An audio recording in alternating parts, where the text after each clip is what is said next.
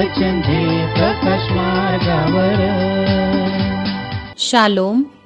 जिवंत गोड येशूच्या नावात आपल्या सर्वांचे मार्गाकरिता प्रकाश कार्यक्रमात सहर्ष स्वागत करीत आहोत.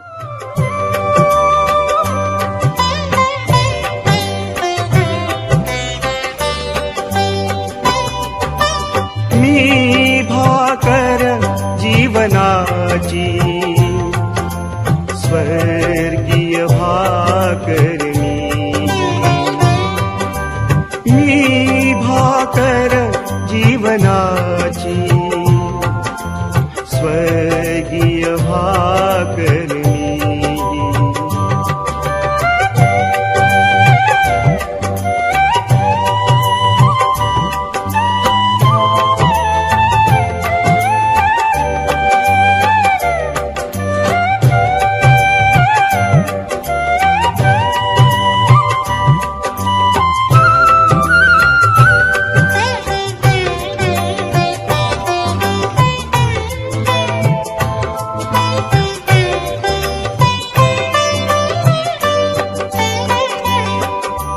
भाकरीस याजो खाईल, ना त्या कधी भूक लागेल.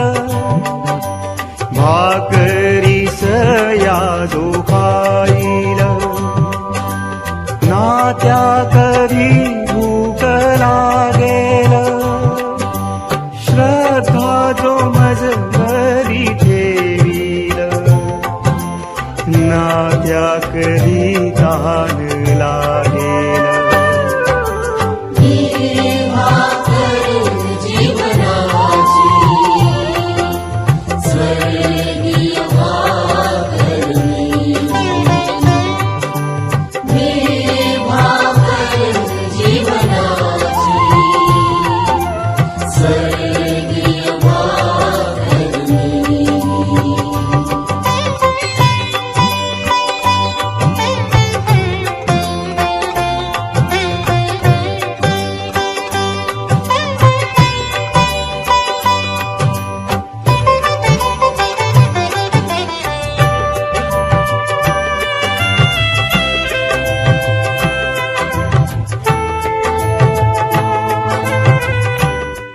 आजच्या मन्नाकरिता देवाचे वचन नेहेम्याचा 2 अध्याय 17 आणि 18 वचन.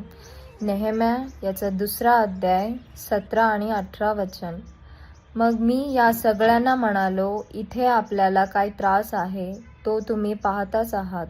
यरुशलेम उजाड आणि उद्ध्वस्त झाले आहे, त्याच्या वेशी आगीत जळून गेल्या आहेत. चला आता आपण यरुशलेमेची तटबंदी पुन्हा बांधूया, म्हणजे आपली आणखी अप्रतिष्ठा होणार नाही. देवाची माझ्यावर कृपा असल्याचेही मी त्यांना सांगितले. राजा माझ्याशी काय बोलला ते मी त्यांना सांगितले. तेव्हा ते लोक म्हणाले, आपण आत्ताच कामाला लागूया. म्हणून आम्ही या सत्कार्याला सुरुवात केली. प्रभू परमेश्वर या वाचलेल्या वचनाद्वारे आपला आजचा दिवस आशीर्वादित करो. प्रियांनो, सर्वांना प्रभू येशूच्या प्रिय आणि गोड नावामध्ये सलाम आणि सुप्रभात. जो शास्त्रभाग आपण या ठिकाणी वाचलेला आहे, नेहेम्याचा 2 अध्याय आणि वचने 17 ते 18 या वचनापर्यंत. या ठिकाणी आम्ही पाहतो की नेहेम्या जो आहे यरुशलेमेमध्ये आला आणि लोकांना तो म्हणाला, यरुशलेम उजाड झाले आहे, त्याच्या वेशी अग्नीने जळून गेले आहेत. चला तर आपण यरुशलेमेचा कोट बांधू, म्हणजे यापुढे आपली अप्रतिष्ठा व्हायची नाही. एक मोठ्या जबाबदारीवरती कामगिरीवरती असताना देखील ज्यावेळेस त्याला कळालं की यरुशलेमेचा कोट जो आहे तो पडलेला आहे, त्याच्या वेशी जे आहेत अग्नीने जाळून टाकलेले आहेत, त्यावेळेस त्याने प्रियांनो खूप विलाप केला, उपवास केले आणि एवढंच नाही तर त्याने प्रार्थना केल्या आणि राजाच्या परवानगीने पत्र घेऊन तो यरुशलेमेमध्ये आलेला आहे. तो लोकांना म्हणाला की देवाचा वरदस्त मजूर आहे, हे मी त्यास सांगितले व राजा मला काय काय बोलला हे त्यास सांगितले. तेव्हा ते म्हणाले, चला आपण उठून बांधण्याच्या कामास लागू. आणि प्रियांनो, तेव्हा त्यांनी सत्कार्य करण्याची हिंमत बांधली. आज तुम्हाला आणि मला देवाचं काम अशाच प्रकारे करण्यासाठी, सत्कार्य करण्याची हिंमत बांधणं आज आमच्यासाठी खूप महत्त्वाचं आहे. अनेक असे जे लोक आहेत, कामामध्ये बिझी आहेत, व्यस्त आहेत, देवाला देण्यासाठी वेळ नाही आहे. परंतु जे लोक देवावर प्रेम करतात, प्रीती करतात, ज्यांना देवाचा कळवळा आहे, ते स्वस्थ बसू शकत नाही. नेहमीच्या जीवनामध्ये हीच परिस्थिती निर्माण झाली. राजाचं राजदरबारी एवढं मोठं काम तो करत असताना, प्यालेदार असताना, त्याने आपला वेळ काढून या ठिकाणी यरुशलेमेचा जो तट पडलेला आहे तो बांधण्याचं जे काम आहे त्याने हाती घेतलेलं आहे आणि या ठिकाणी लोकांना त्याने तयार केलेलं आहे, एक चांगलं नेतृत्व केलेलं आहे आणि लोकांना पुन्हा एकदा बंदिवासाच्या नंतर त्याने एकत्र केलं आणि देवाच्या भयाची जाणीव करून दिली. देवाचं काम काय आहे हे त्यांना प्रियांनो त्या ठिकाणी त्यांनी सांगितलेलं आहे आणि लोकांना हिंमत बांधण्यासाठी, सत्कार्य करण्यासाठी त्याने तयार केलेलं आहे. प्रियांनो, आज तुम्हाला आणि मला संधी आहे की आम्ही देखील अशाच प्रकारे प्रभूचं काम हाती घ्यावं. कारण या ठिकाणी तो म्हणत आहे, यापुढे आपली अप्रतिष्ठा व्हायची नाही. आम्ही जर थांबलो तर कदाचित आमची अप्रतिष्ठा होईल, परंतु जर आम्ही प्रभूसाठी उभे राहिलो तर आम्ही प्रियांनो प्रभूच्या समोर बक्षिसाचे पात्र ठरू. आणि एवढंच नाही तर आमच्या कुटुंबाला, आमच्या घराण्याला देव जो आहे आशीर्वादित केल्याशिवाय राहणार नाही. आणि म्हणून प्रभूच्या नावाला धन्यवाद देऊया, त्याच्या कार्यासाठी त्याची स्तुती करूया. जे काम नेहमीने चांगलं हाती घेतलं, एक चांगलं नेतृत्व केलं. आज आम्हाला चांगल्या नेतृत्वाची गरज आहे, चांगल्या कार्य करण्याची गरज आहे. कारण आम्ही पाहतो की देव जो आहे त्याच्या लोकांचा उपयोग करून घेतो आणि देवाची इच्छा आहे की तुम्ही आणि मी या कार्यासाठी उभा राहू.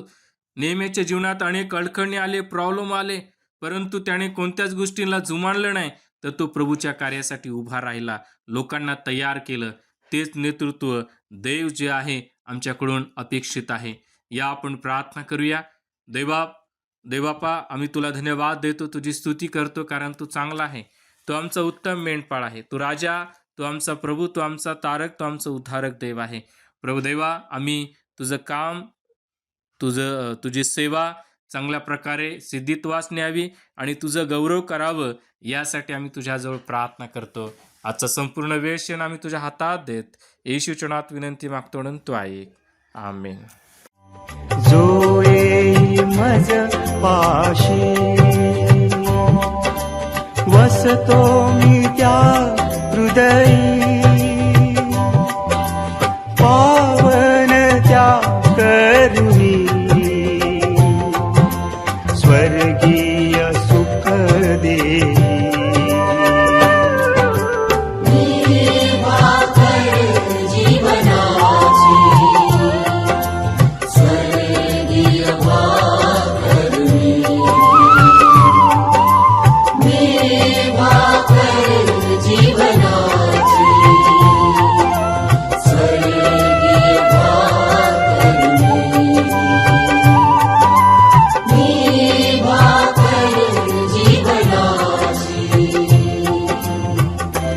स्वर्गीय भाकर मी.